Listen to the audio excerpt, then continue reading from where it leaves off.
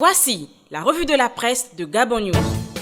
Bonjour à tous, nous avons promené notre curiosité dans les kiosques la semaine du 26 octobre au 1er novembre, une semaine dominée par le face-à-face entre la police et les fidèles des églises que tout le monde espérait, sauf moi, du dimanche 25 octobre autour de l'ouverture des lieux de culte. Justement, l'hebdomadaire Matin Équatorial nous a raconté ce qui s'est passé le 25 octobre, la forte présence des forces de défense et de sécurité aux abords des églises sur quasiment toute l'étendue du territoire suite à l'appel de l'église catholique à ouvrir les portes de ses paroisses le 25 octobre 2020, à empêcher certes la tenue des messes, mais dans plusieurs endroits et suite aux dernières recommandations de la hiérarchie de l'église, plusieurs fidèles ont eu droit à un rituel de circonstance. L'hebdomadaire Gabon Matin, qui a parlé d'intransigeance et résistance, a estimé que les échanges engagés en amont par les autorités avec les hommes d'église n'ont pas suffi à freiner leur détermination à reprendre le chemin des cultes dimanche 25. Le journal parle d'une réouverture des lieux de culte à huis clos, c'était, rappel l'hebdomadaire, à l'occasion de la dédicace des églises consacrées que l'archevêque métropolitain avait annoncé la réouverture des églises, une décision allant à l'encontre des mesures d'allègement gouvernemental qui annonçaient l'ouverture pour le 30 octobre. L'attention a été attendue au point que le quotidien L'Union du 26 octobre titrait d'ailleurs « Dimanche de la discorde », rappelant que l'église catholique a voulu s'en tenir à son calendrier, les fidèles affluant vers leur paroisse et provoquant un face-à-face souvent pacifique, parfois tendu avec les forces de l'ordre. Le journal précise que si dans l'ensemble, policiers et croyants sont restés dans un face-à-face pacifique, à Oyem, dans le septentrion, la tension est montée d'un cran. C'est l'hebdomadaire L'Aube qui rappelle les événements à Oyem et titrait « Lambert Mata gaze les chrétiens ». Rappelant bien sûr les circonstances des violences à Oyem,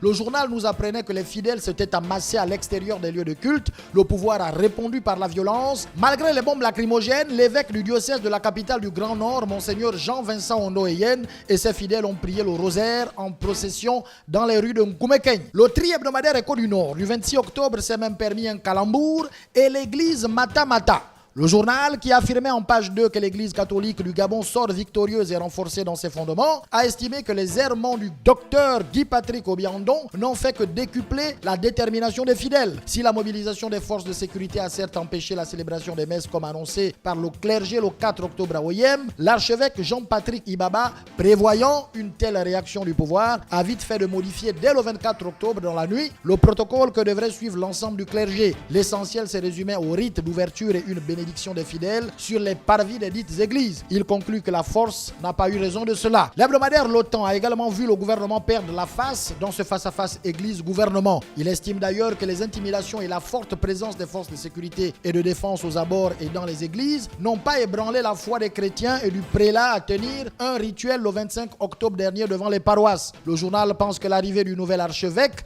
métropolitain à Libreville vient de bouleverser une donne où les pouvoirs publics semblaient dicter leur loi à l'église catholique. Le bimensuel La Nation, dans ce bras de fer gouvernement-église catholique, affiche que l'église du Gabon en est le grand vainqueur. Même si, affirme le bimensuel, l'église évangélique du Gabon s'est désolidarisée des catholiques pour faire plaisir aux tenants du régime qui vient de mettre le mamba sur les trousses de son président pour détournement de plusieurs millions, les brebis de Jean-Patrick Ibaba ont bel et bien prié devant leurs églises respectives malgré la présence des policiers qui ont terminé la journée en escroquant les passants, affirme le journal. Ces policiers avaient soif, disait-il, et pour circuler entre l'hôpital de Nkembo et l'église Saint-Michel, il fallait glisser un billet de 1000 francs dans la poche du policier debout devant le camion, et qui est ridicule, conclut le journal. Dans ce bras de fer, la cigale enchantée y a vu l'heure de la libération spirituelle. Si les latino-américains cités par le journal proclamaient en 1968 leur désir ardent d'émancipation totale, de libération de toute espèce de servitude, le journal y voit un lien avec les événements du 25 octobre. Il appelle donc à ne pas faire une lecture simpliste de l'enchaînement des événements qui pourrait laisser croire qu'il s'agit d'une banale altercation entre le clergé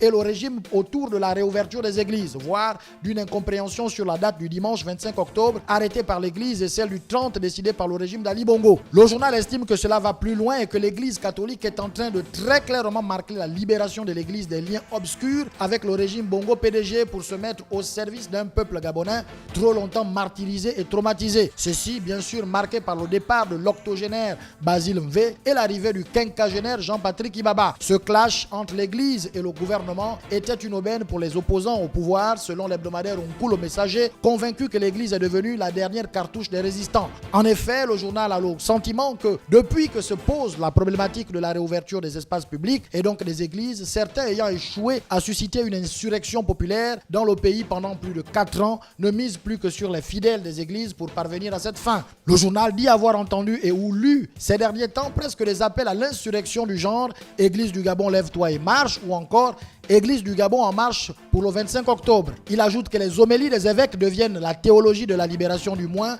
Les prend-on comme tels, ce qui signifie que d'aucuns tentent de réaliser religieusement ce qu'ils n'ont pas pu politiquement. Heureusement que le quotidien L'Union du 30 octobre a parlé de l'apaisement. Le journal évoque la rencontre gouvernement-confession religieuse qui a permis de ramener la sérénité entre les deux parties grâce à la levée de certaines restrictions. Le gouvernement a retiré certaines exigences faites aux confessions religieuses. On note que l'Eucharistie sera de retour dans le culte catholique, la dîme n'est plus payable par voie électronique, le test négativité à la Covid-19 n'est plus exigé pour accéder dans un lieu de culte. Pour Lambert Noël Matal, au ministre de l'Intérieur, ces mesures sont guidées par le principe de précaution, nous rapportait l'Union. La une du bi-hebdomadaire Lombandia du 30 octobre a plutôt estimé que César capitule. Le journal, qui parle d'un rétropédalage attendu depuis le 25 octobre, affirme que cela montre l'inconsistance, l'incohérence, l'amateurisme et surtout la perte de la raison ou du sens des réalités des personnes qui sont censées décider dans l'intérêt général. Le journal se demande si ces ministres ont vraiment reçu une instruction du président de la République pour se rendre compte qu'ils prennent ou qu'ils vont prendre les mesures injustifiées par les données épidémiologiques et qui plus est traitent inégalement les Gabonais. Rien à voir avec ce qui précède, l'hebdomadaire La Loupe a choisi de mettre en lumière un tribalisme anti-fan pratiqué au sein de la police nationale. Le journal semble extrêmement choqué et interroge: existe-t-il un problème fan et de la femme à la police? Après avoir observé attentivement ceux qui incarnent les forces de police nationale au Gabon, c'est-à-dire les commandants en chef et autres chefs nommés, le journal s'est aperçu que la promotion ne bénéficie qu'au Bakaningi, Baumbu, au Punu,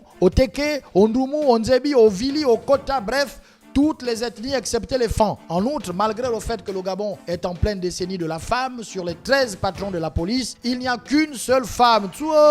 Et avec ça, on ose parler d'unité nationale et de cohésion sociale. Le journal conclut que le vivre ensemble n'a pas besoin d'ostracisme, étant donné que la construction du Gabon requiert la participation de tous ses enfants, les Fans y compris. Cette injustice vécue par les policiers Fans dont parle l'Aube est-elle à l'origine de ce fait divers dont parle le mensuel d'analyse L'Information du mois, qui nous révèle qu'à Bita, où un policier a transformé une cellule de commissariat de la ville en une chambre de motel pour violer une mineure de moins de 15 ans. Qu'est-ce qui s'est passé dans la tête de Mbo Eya, ce policier à la libido incontrôlée, sûrement favorisé par les briques de Messa qu'il avait consommées au préalable pour se jeter sur la petite Léonie sans défense qui était gardée à vue avec quelques membres de sa famille dont son père. Le policier violeur, qui lui aussi était en garde à vue pour indiscipline, a profité à se glisser dans la cellule des femmes avec ses 2 briques de Messa pour accomplir son acte. Mboeya a quand même affirmé à sa hiérarchie avec beaucoup de courage que la petite était consentante. En tout cas, une plainte a été déposée contre ce policier qui dans sa tête est convaincu